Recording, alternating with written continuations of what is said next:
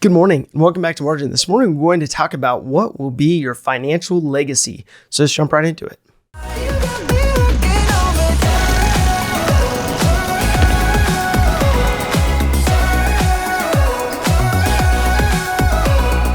So here's the deal.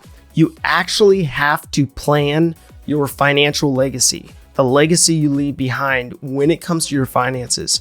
So much like any individual who you received any amount of inheritance from, that inheritance had to be intentionally planned for, not only for who it would go to and what it would be used for, but the intentional accumulation of those resources over time in order to even have that legacy that can be passed on accordingly. So we all have to take ownership over the legacies we leave behind. So what will your legacy be? How will you leave an inheritance to your children's children?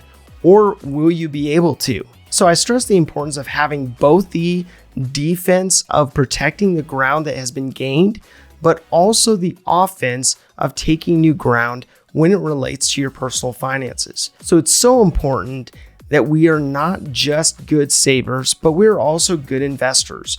It's important that we are not just good at budgeting or that we do budget, but that we are taking calculated risks and buying real estate or buying businesses or investing that money otherwise. So it's so easy to be wired a certain way and be very good at being defense minded, while missing the offense plays to grow and expand your wealth and the inheritance you will then pass on at some point. So you may not have an answer as to what your legacy will be, but what about what you want it to be? What do you want your legacy to look like? And who do you want to be affected by that legacy? Do you have a vision set forth for what you want this to look like, how you want to be a blessing to others, and how you would like to give back? Now, a successful financial legacy depends upon you and what you define it to be. So defining what it looks like to successfully leave a financial legacy will help you determine what it is that you're actually aiming at. So let's say that you want to establish a family trust and you will put the business you and your spouse own into that trust. And let's say that you maybe have a few rental properties or some other revenue generating asset that will help to support your family for years to come. Maybe after setting up that trust, you then determine that you want to cover the costs of your grandchildren's trade school, their ability to study abroad, or their college education. Maybe even deciding to contribute toward their wedding, their first home, or investment into a business that they try out or start.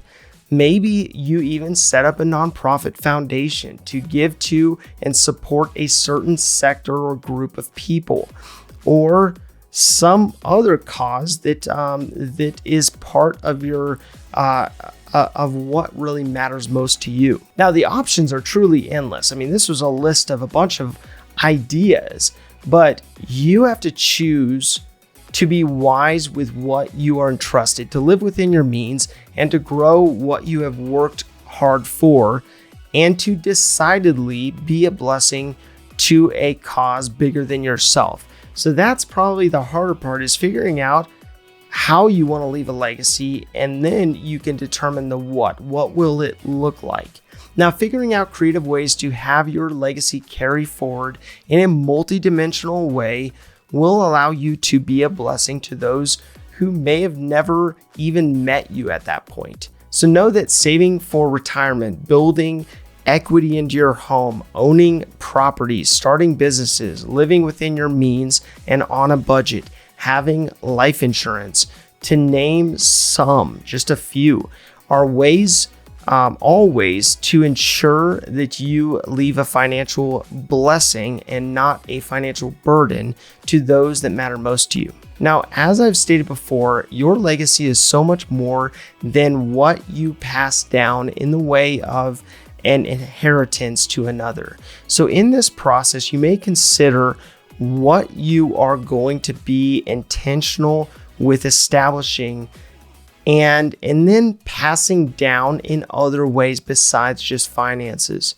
Now, this could be your faith. It could be your work ethic. It could be how you treat people, how you treat relationships, what your relationships look like, how you have mastered your trade, or so many other aspects. But thinking through your family traditions and what customs may be worth transferring to the next generation can be especially important in maintaining family ties to ancestors, countries of origin, or your nationality, or your heritage and languages, and so on and so forth. I mean, there could be so many aspects that you want to be able to tie back to your heritage. And this gives you an opportunity for your legacy to live on, not only from a financial standpoint, but also in the standpoint of what you carried on as well. So my call to action today is to take the time to write down some bullet points of what you want your financial legacy to be. Now, this can be expanded upon and established in your vision so that then you can begin building out your goals to align with that vision. But this will be a process, and just understand that this process is not only necessary, but it will give life to what you're doing and what you apply your time to, so that you're more intentional with where you apply your time. Now, if this information is helpful to you, please do like, subscribe, hit the notification bell so you're reminded to come back on a daily basis and improve in managing your personal finances. Thank you for your time. Enjoy your day, and we'll see you back here tomorrow.